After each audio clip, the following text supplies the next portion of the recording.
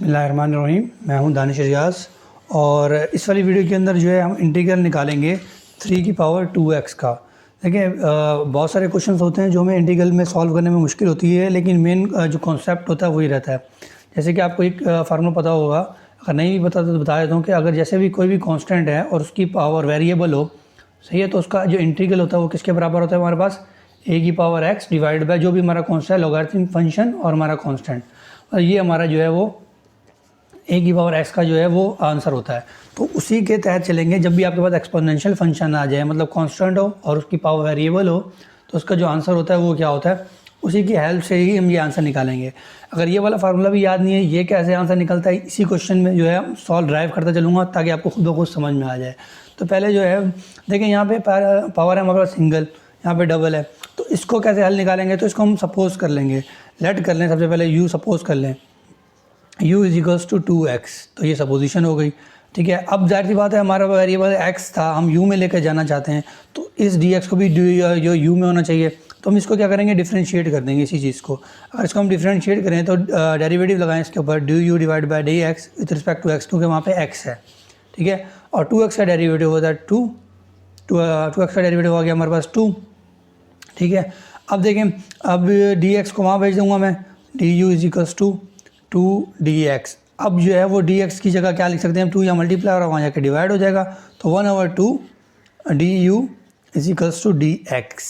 तो ये 1/2 du is equals to dx जो है वो, इस dx की जगह हम क्या लिखेंगे, 1/2 इंटू du।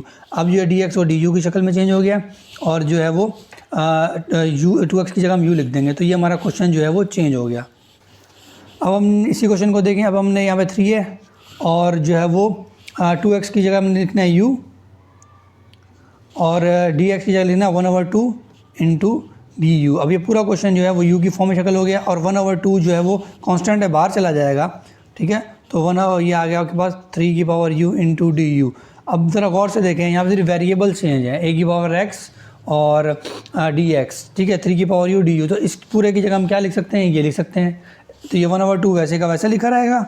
ठीक है, और अब इसकी जगह के हम क्या लिख देंगे, a की क्या, यहाँ पे हमारे पास 3 है, और x की जगह हमारे पास u है, और नीचे हमारे पास क्या आ जाएगा, ln, और a की जगह हमारे पास क्या है, 3 है, और यहाँ कॉन्स्टेंट ऑफ इंटीग्रेशन। ठीक है, एक चीज़ और, हमने u की जगह हमने क्या सपोज करना था, u की जगह हमने पुट किया था 2x। ठीक है, 2x की जगह हमने u पुट किया था, तो इस u की जगह हमारे पास क्या आ जाएगा, 2x आ जाएगा। ठीक है, तो लास्ट स्टेप में हम क्या लिख देंगे, 1/2 3 की power 2x divide by ln 3 plus c। तो ये आपका एक आपके पास निकल के आया, किसका, इंटीग्रल ऑफ 3 की पावर 2x का आंसर क्या आया, 1/2 3 की power 2x ln 3 plus c।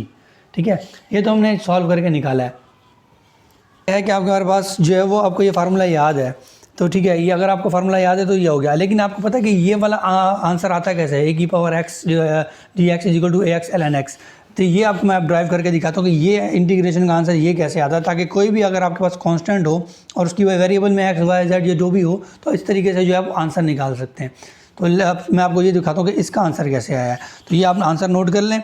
अब मैं आपको दिखाता हूँ इसका आंसर ही कैसे आया है। तो इंटीग्रेट करना है a की पावर x, जो आंसर है हमारे पास क्या है, इसको इंटीग्रेट करके दिखाता हूँ कि वही वाला आंसर आता है कि नहीं आता। यहाँ साइड पे मैं फिर से लिख देता हूँ कि a की पावर x का जो इंटीग्रल होता है वो a की power x divide by ln a plus c होता है। ठीक है, तो अब इसको ड्राइव करके देखते हैं। देखें, इसको dx लिख देते हैं यहाँ पे। अब देखें, मेन चीज़ ये है कि इसका हमें आंसर निकालना है। अब आपको पता है कि हमारे पास एक रूल था कि ln a की पावर अगर r हो तो इसको हम कैसे लिख सकते थे, ये जो है रैशनल फंक्शंस के लिए जो पावर पीछे चली जाती है और r ln a आता है। ठीक है, ये हमारे पास जो है वो इस तरीके से होता है। r की जगह आप x लिख दें, तो यहाँ पे x लिख दें।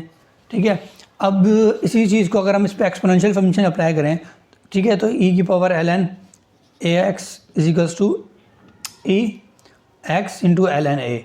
एक्सपोनेंशियल फंक्शन इस पर हमने अप्लाई कर दिया। ठीक है, e से ln कैंसिल हो जाएगा, तो a की पावर x जो है वो बराबर आएगा इसके, a की पावर x ln a। इसका मतलब ये है कि a की पावर x की जगह जब हम e x ln n लिख सकते हैं, और exponential function x into ln a की जगह जो है वो हम क्या लिख सकते हैं, a पावर a x भी लिख सकते हैं। तो ये हमारी चीज़ है। तो इसी चीज़ के तहत जो है हम चलेंगे। अब तो ए की पावर एक्स को ई एक्स एल एन हम लिख सकते हैं। इसी को हम बार बार यूज़ भी करेंगे अगर जब भी कांस्टेंट और उसके ऊपर वेरिएबल आ जाएगा तो उस तरह के क्वेश्चंस में। अब हमारे पास जो चीज़ निकल के आई है वो निकल के आई है ए की power x is equals to e x into l n a, ये निकल के आई है।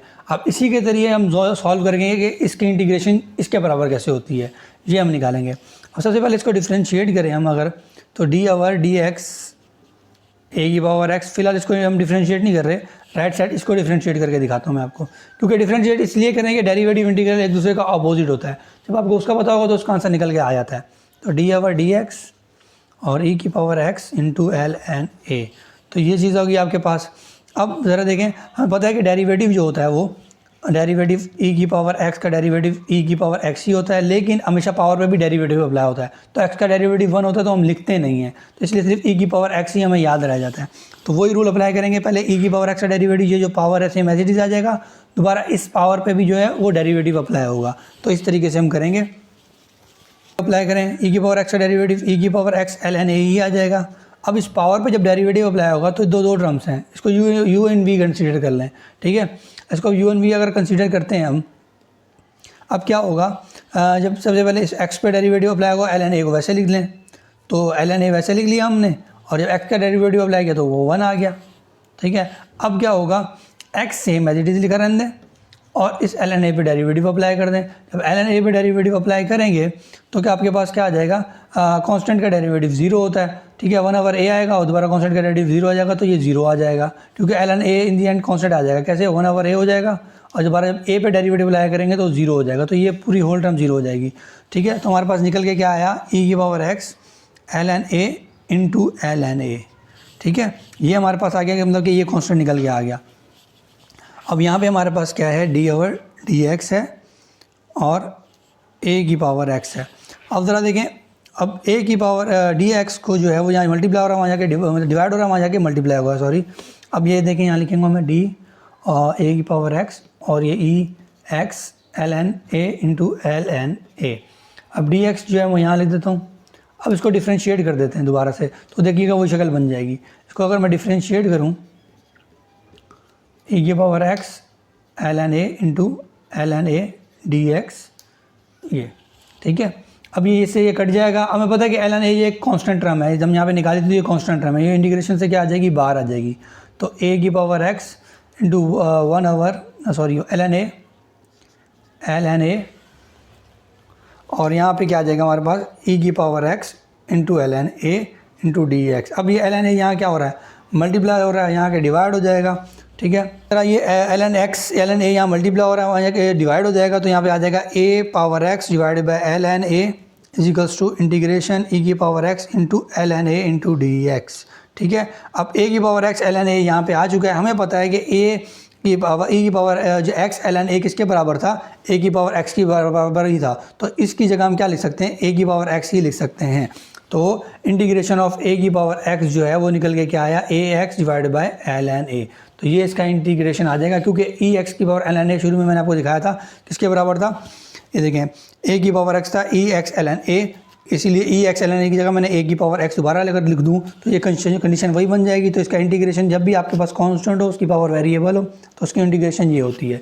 तो इसको याद रखिएगा, कोई भी क्वेश्चन आ जाए जिसमें आपको कांस्टेंट उसकी पावर वेरिएबल एक्स को सॉल्व करना हो तो इस तरीके से सॉल्व करिएगा। इसको याद रखिएगा, दोबारा से इतना लंबा मेथड करने की ज़रूरत नहीं है। कोई भी क्वेश्चन आया तो आराम से सॉल्व कर लीजिएगा। हमने जो इंटीग्रेट किया था वो इसको किया था, इंटीग्रल 3 की power 2x by using this formula. उम्मीद करता हूँ आपको समझ में आया होगा। और जो भी कोई क्वेश्चन हो आपका इंटीग्रेशन से रिलेटेड, मैं अपना फेसबुक का लिंक दे दूँगा, उस लिंक पे आप मुझे मैसेज करें, सर ये क्वेश्चन है, प्रॉब्लम हो रही है, उसमें मैं वीडियो भी बना दूँगा।